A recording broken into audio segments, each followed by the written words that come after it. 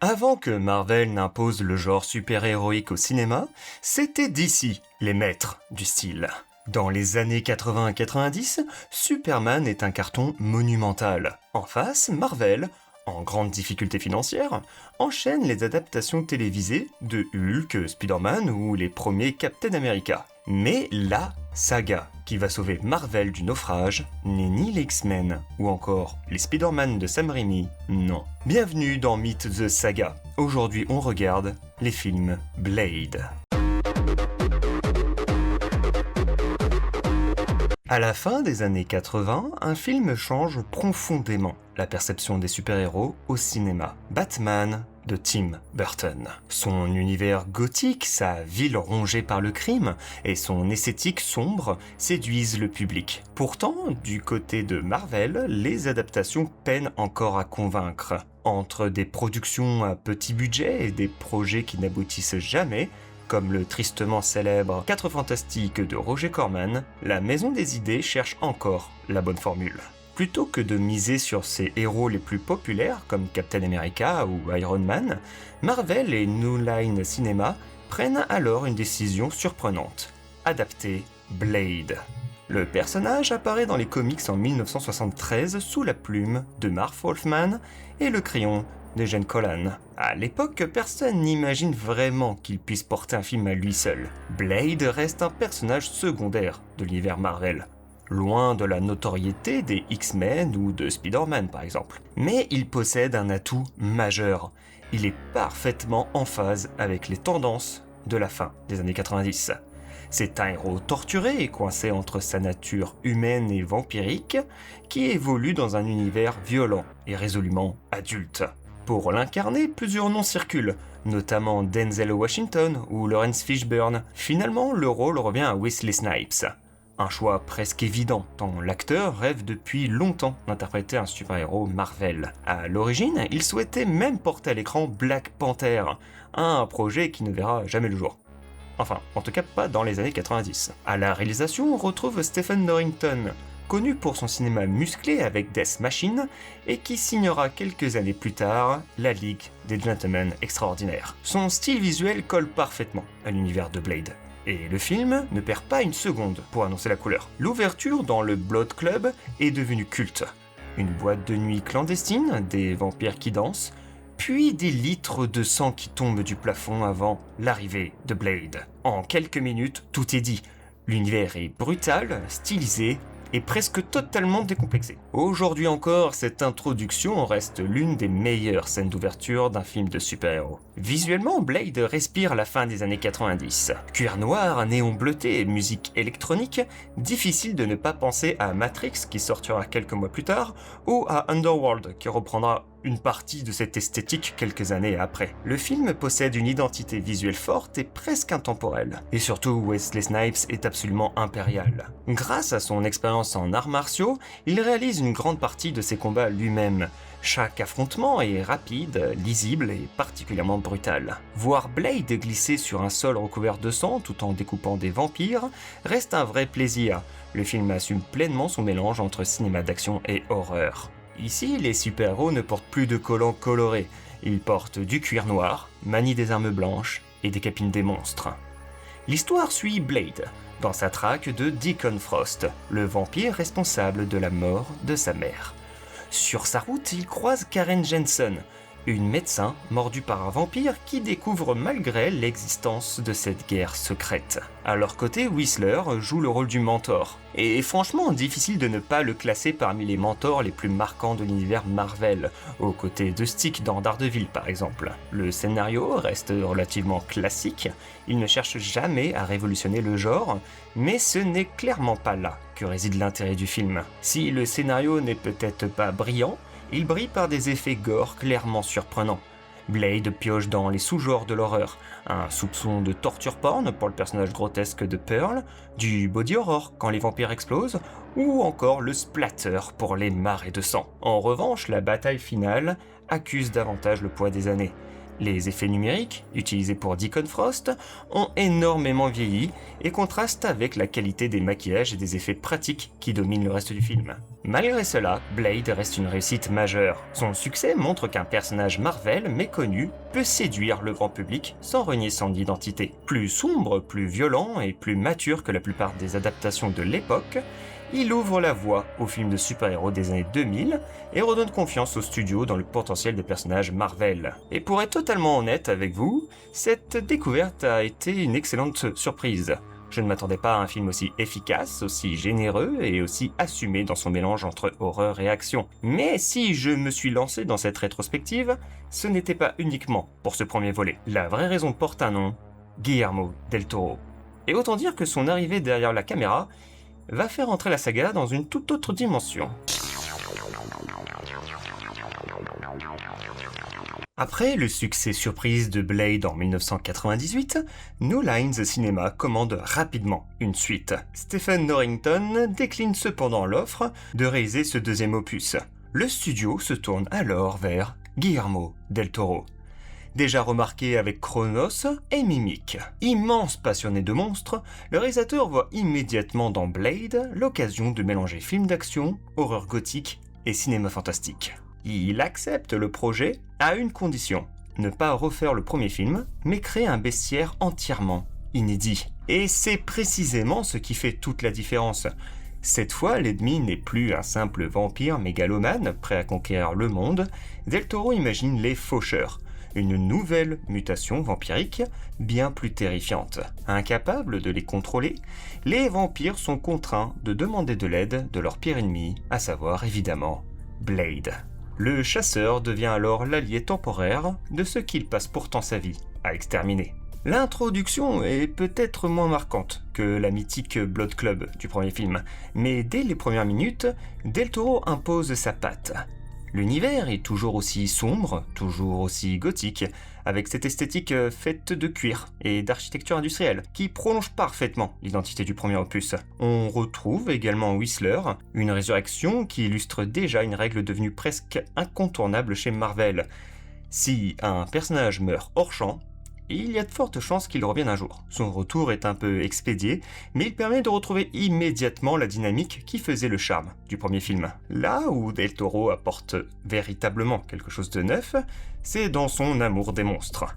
Les Faucheurs sont sans doute les créatures les plus mémorables de toute la trilogie. Leur mâchoire, qui s'ouvre en 4 parties, leur aspect maladif et leur violence en font des adversaires bien plus inquiétants que les vampires classiques. On retrouve même dans leur design quelque chose qui évoque le Nosferatu de Murnau, avec cette silhouette famélique et ses traits presque cadavériques. En revanche, tout n'a pas aussi bien vieilli. Le principal défaut du film reste selon moi ses effets numériques.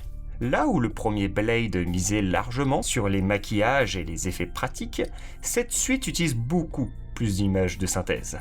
Certaines scènes de combat donnent aujourd'hui l'impression de regarder une cinématique de jeu PlayStation 2. L'affrontement final en souffre particulièrement et contraste avec la qualité des effets pratiques du premier film. Autre différence importante, le rythme.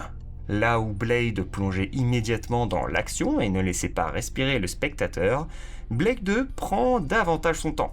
Guillermo del Toro cherche avant tout à installer une ambiance, à développer son univers et à présenter ses nouvelles créatures. Je comprends totalement cette approche, mais elle fonctionne un peu moins sur moi.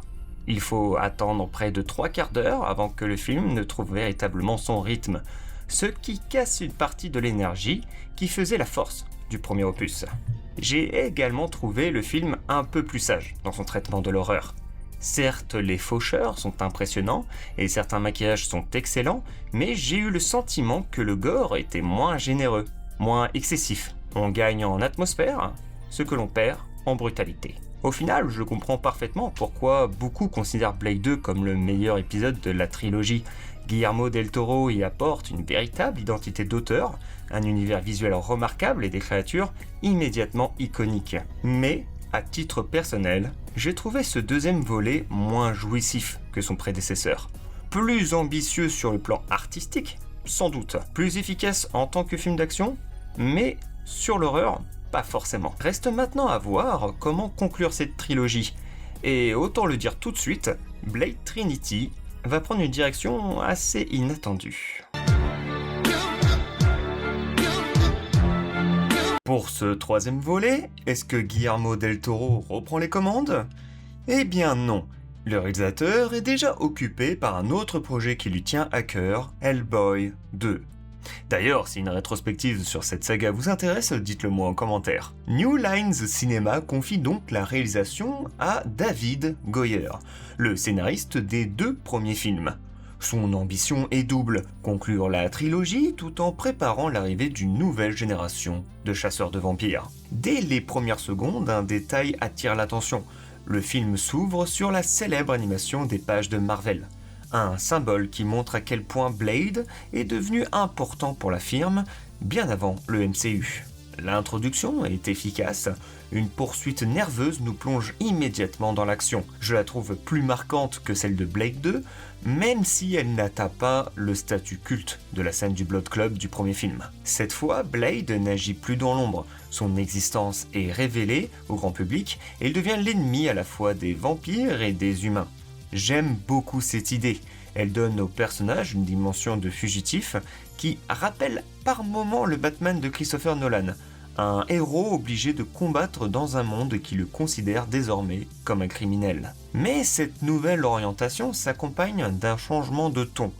Blade Trinity déleste presque totalement les codes du cinéma horrifique pour devenir un pur film d'action. Les vampires sont toujours présents, bien sûr, mais l'atmosphère gothique et monstrueuse des 2 premiers épisodes passe clairement au second plan. Pour son ultime adversaire, le film choisit de revenir aux origines du mythe avec Dracula, présenté ici comme le tout premier vampire. Réécrire un personnage aussi emblématique est un pari audacieux. Même si cette version s'éloigne énormément de celle de Bram Stoker, j'avoue avoir beaucoup aimé son design et sa présence à l'écran. Le film introduit également 2 nouveaux personnages, Abigail Whistler, interprétée par Jessica Biel, et Hannibal King, joué par Ryan Reynolds. Jessica Biel apporte une vraie fraîcheur au groupe.